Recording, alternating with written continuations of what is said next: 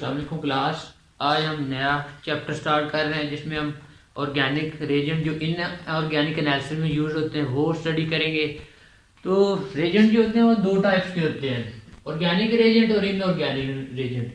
कुछ रेजेंट्स होते हैं वो ऑर्गेनिक रेजेंट होते हैं लेकिन इनऑर्गेनिक एनालिसिस में यूज करते हैं, और कुछ होते हैं वो इनऑर्गेनिक रेजेंट हम ऑर्गेनिक एनालिसिस में भी यूज करते हैं। फर्स्ट ऑफ ऑल रेजेंट की डेफिनेशन है, Regent are substances used in chemical reactions to detect, measure, examine or produce other substances।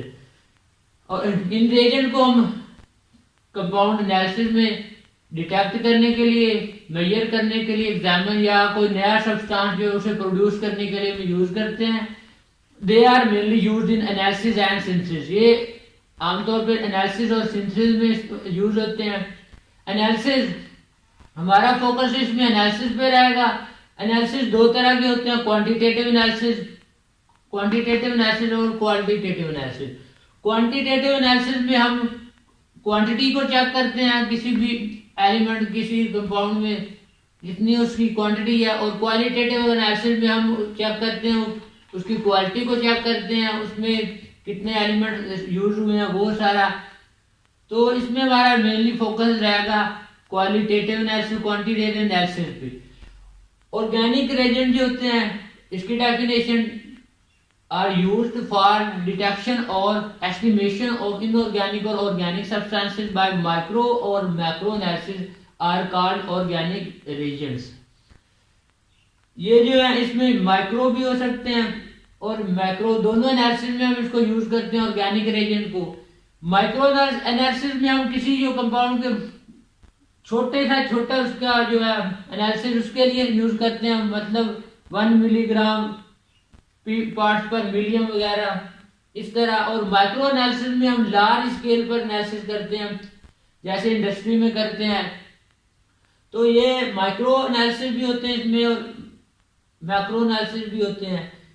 Help to detect impurities, जो हम ये एनालिसिस करते हैं इनकी हमें जरूरत क्यों होती है, क्योंकि हम जो है इसमें इम्प्योरिटी को चेक करने के लिए एनालिसिस करते हैं। इसके अलावा इसकी हिस्ट्री है, हिस्ट्री में 17वीं सेंचुरी में एक बॉयल साइंटिस्ट था जिसे फादर ऑफ एनालिटिकल केमिस्ट्री भी बोला जाता है। इसने कुछ जो ऑर्गेनिक रेजेंट को 17वीं सेंचुरी में यूज किया था। ऑर्गेनिक रेजेंट इनऑर्गेनिक एनालिसिस में ये इसने यूज किया था। इसने वेजिटेबल एक्सट्रैक्शन में लिटमस को एसिड बेस रिएक्शन में यूज किया था। फर्स्ट जो ऑर्गेनिक रेजेंट था वो अल्फा नाइट्रोसो बीटा नेफ्थोल था। It is used as a reagent for identification of cobalt. इस जो रेजेंट है इसको हमने कोबाल्ट की आइडेंटिफिकेशन के लिए यूज किया था, 17वीं सेंचुरी में यूज किया जाता था। नेक्स्ट है कैरेक्टरिस्टिक ऑफ ऑर्गेनिक रेजेंट्स। हमने कोई भी अगर एनालिटिकल मेथड यूज करना है उसमें हमारे पास ऑर्गेनिक रेजेंट है वो स्पेसिफिक होगा। ये नहीं कि हम कोई भी जो ऑर्गेनिक रेजेंट है वो यूज कर सकते हैं, इसमें हर एक के लिए स्पेसिफिक रेजेंट होगा। The requirement for the organic reagents are dictated by analytical method used. हम जिस तरह का मेथड यूज करते हैं ये डिपेंड करता है कि कौन सा मेथड यूज कर रहे हैं, उसके लिहाज से हम ऑर्गेनिक रेजेंट भी चूज करेंगे। It should complex forming agent, मतलब कि ये कॉम्प्लेक्स फॉर्म करे, form complex with metal lines के साथ कॉम्प्लेक्स फॉर्म करेगा तो ये हमें डिटेक्शन और आइडेंटिफिकेशन देगा किसी भी एलिमेंट की। It should form coloured solution और प्रेसिपिटेट्स विद मेटल आयंस। जो हम ऑर्गेनिक रेजेंट सिलेक्ट करें वो मस्ट कलर दे, अगर वो कलर देगा तो हम एंड पॉइंट पे आसानी से डिटेक्ट कर सकेंगे हमारा रिएक्शन कंप्लीट हो गया। या प्रेसिपिटेट्स बनाए, प्रेसिपिटेट्स जो होते हैं ये सॉल्यूशन में जो लिक्विड जो सॉलिड पार्टिकल्स होते हैं जो नीचे बैठ जाते हैं उसमें इम्प्योरिटीज भी होती हैं मोस्टली, तो उन्हें हम प्रेसिपिटेट्स बोलते हैं।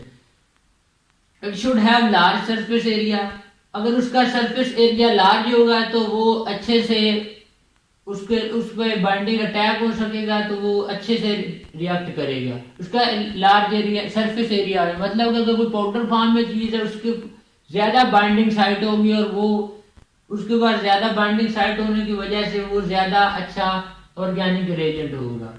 It should form stable complexes with metal ions. उसे ऐसा हमें रिएजेंट चूज करना चाहिए जो मेटल के साथ स्टेबल कॉम्प्लेक्स बनाए। अगर वो अनस्टेबल कॉम्प्लेक्स बनाएगा तो वो रिएक्शन रिवर्स हो सकता है और दोबारा वो रिएक्टेंट भी बना सकता है। इसलिए हमारे पास जो है ऑर्गेनिक रिएजेंट जो हम सिलेक्ट करें वो स्टेबल कॉम्प्लेक्स बनाए, इस तरह का हम सिलेक्ट करें। It should have high molecular weight to give large amount of precipitates. उसका मॉलिक्यूलर वेट ज्यादा होना चाहिए। हमें अगर ज्यादा अमाउंट में प्रोडक्ट मिलेगी तो हम उसको ज्यादा अच्छी तरह से आइडेंटिफाई कर सकेंगे। इसलिए हमारे पास जो ऑर्गेनिक रिएजेंट होना चाहिए वो high molecular wait, low molecular weight वाला ऑर्गेनिक रिएजेंट जो है वो इतना ज्यादा सेटिस्फाई रिजल्ट नहीं देगा। इसके बाद मस्ट बी हाईली स्पेसिफिक। वो स्पेसिफिक ऑर्गेनिक रिएजेंट स्पेसिफिक भी हो सकते हैं। इसमें स्पेसिफिक अगर हमें कोई भी फंक्शनल ग्रुप पे अटैक करवाना है तो हम उसके लिहाज से जो ऑर्गेनिक रिएजेंट चूज करेंगे उसे हम बोलते हैं it must be highly specific. वो स्पेसिफिक रिएजेंट होगा फॉर डिजायर मेटल नेसेस। किसी भी एक मेटल नेसेस के लिए हम फॉर एग्जांपल हमने पहले पढ़ा था कोबाल्ट का, तो उसे हमें उसके लिए हमें वो स्पेसिफिक चाहिए जो कोबाल्ट के एनालिसिस हमें करके, तो ये स्पेसिफिक हो सकता है। It should be highly selective. इसमें सिलेक्टिव भी हम दे सकते हैं, यानी कि एक से ज्यादा दो तीन जो है उन 2 या 3 फंक्शनल ग्रुप्स पे अटैक करे तो उसे हम सिलेक्टिव भी बोलते हैं।